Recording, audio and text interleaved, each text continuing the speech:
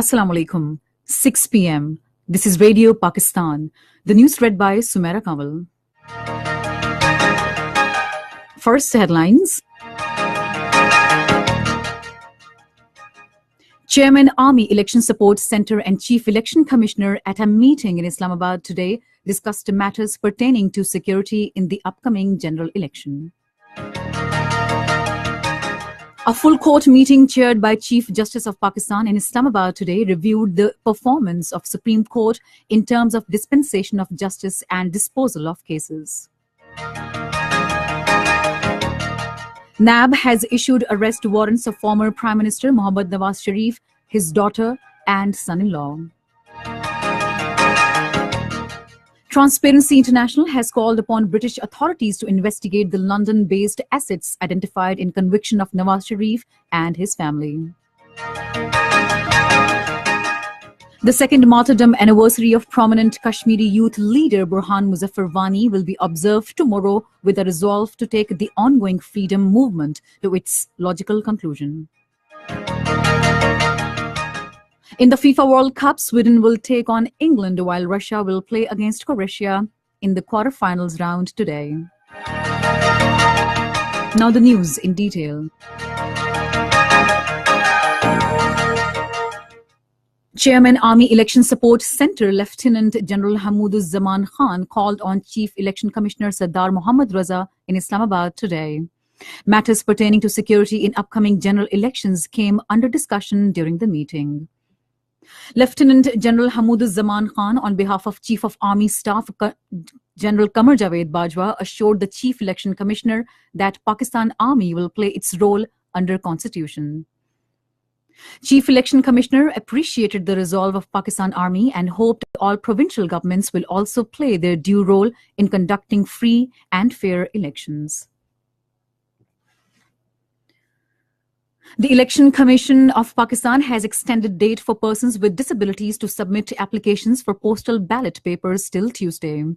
According to a statement issued by the Commission, special persons who have been issued Nadra identity card specified for disabled persons can send their applications to their respective returning officers till Tuesday to get postal ballot papers for casting votes. Application form can be downloaded from the Election Commission's website www.ecp.gov.pk.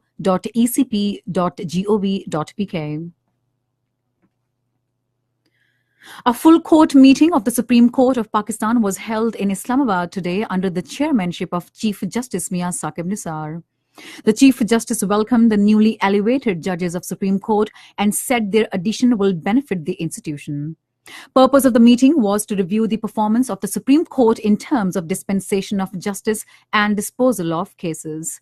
Deliberating on the issue of institution and disposal of cases in Supreme Court, the meeting noted that from September last year to June this year, the court has decided 16,897 cases against institution of 19,098 cases, leaving 39,317 cases pending. The full court observed that there is a rising trend in institution of cases that shows the trust of people in institution of judiciary. Army Chief General Qamar Javed Bajwa visited under construction Zalam Court twin tube tunnel on Swat Expressway near Chakdarra. 1,300 meters long tunnel as part of Swat motorway project will be completed by December this year and reduce the travel time between Islamabad Chakdarra from 4 hours to 1 hour and 45 minutes. The 81-kilometer-long Swat motorway that forms part of trade corridor is being executed by FWO. Army Chief appreciated quality work being undertaken by the organization. He lauded and acknowledged FWO's contributions towards nation building, including Karakoram Highway. General Qamar Javed Bajwa said the project will help bringing socio-economic development in Pakistan, which is key to progress and prosperity of any country. Electricity production from Neelam Jhelum to National Grid has doubled. According to WAPDA spokesperson, 484 megawatt electricity is being supplied to National Grid from the project. NAB has issued arrest warrants of former Prime Minister Mohammad Nawaz Sharif, his daughter Maryam Nawaz, and son-in-law retired Captain Safdar. According to NAP sources, all-out efforts will be made to arrest the culprits. They added that a warrant will be implemented according to law.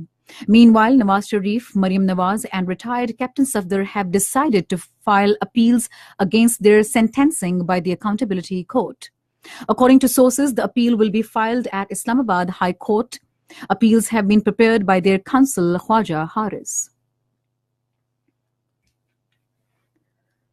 Transparency International has called upon British authorities to investigate the London-based assets identified in conviction of Nawaz Sharif and his family. In a statement, head of advocacy at Transparency International in UK, Rachel Davis-Tekka, also called for ensuring that Nawaz Sharif and his family are no longer able to enjoy any luxury homes that are found to have been bought with proceeds of corruption. He further said the authorities must also look into any other potentially assets owned by the Sharif family. Judicial Magistrate South Karachi today handed over known banker Hussain Lawai and Mohammad Taha to FIA on remand till 11th of this month. Hussain Lawai, who is accused of facilitating opening of around 30 fake documents and money laundering. He was arrested yesterday by FIA and was produced in the Court of Judicial Magistrate South today. This is Radio Pakistan. Pakistan's ambassador to the United States, Ali Jahangir Siddiqui, says there would be no major impact on country's economy after being placed on the Paris-based FATF watch list. In an interview with a foreign media outlet, he said Islamabad hopes to get off the list within 15 months. The ambassador said that the government is committed to further tighten rules against money laundering. About Pakistan economy condition, he said it has recovered significantly, posting a 5.5 growth in the previous financial year. The multi-billion-dollar CPAC project has given a tremendous boost to its economy and investment. Replying to a question, he said Trump administration recognizes the importance of Pak-US relations and achieving peace in Afghanistan. President Azad Jammu and Kashmir Sardar Masood Khan says India should follow the recommendations of United Nations Human Rights Council report on Kashmir. Addressing Canadian parliamentarians at Pakistani consulate in Toronto, he said India should end brutalities in occupied Kashmir and should allow international investigators to visit the occupied territories. He urged the international community to pressurize India to end the draconian black laws like the Armed Forces Special Powers Act and Public Safety Act.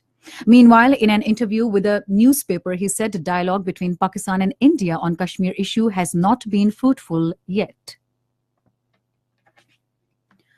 In occupied Kashmir, 3 civilians, including a teenage girl, were martyred in indiscriminate firing by the Indian troops on peaceful protesters in Kulgam district today.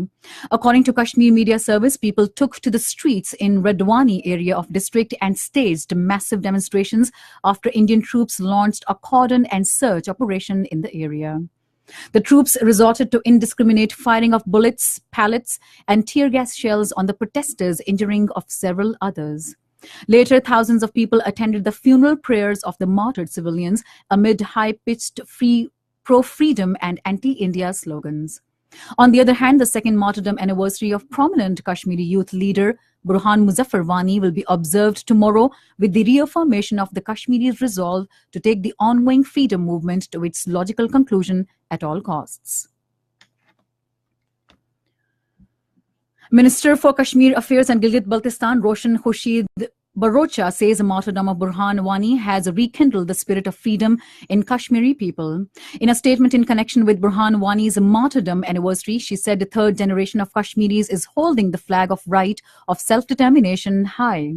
The minister said because of Kashmiri youth's determination, some serving and retired civilian and military officials of India have accepted that there is no military solution of the issue.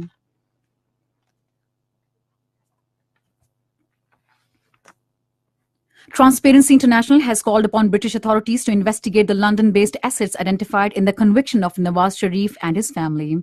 In a statement of advocacy at Transparency International in UK, Rachel Davis-Tekka also called for ensuring that Nawaz Sharif and his family are no longer able to enjoy any luxury homes that are found to have been bought with proceeds of corruption.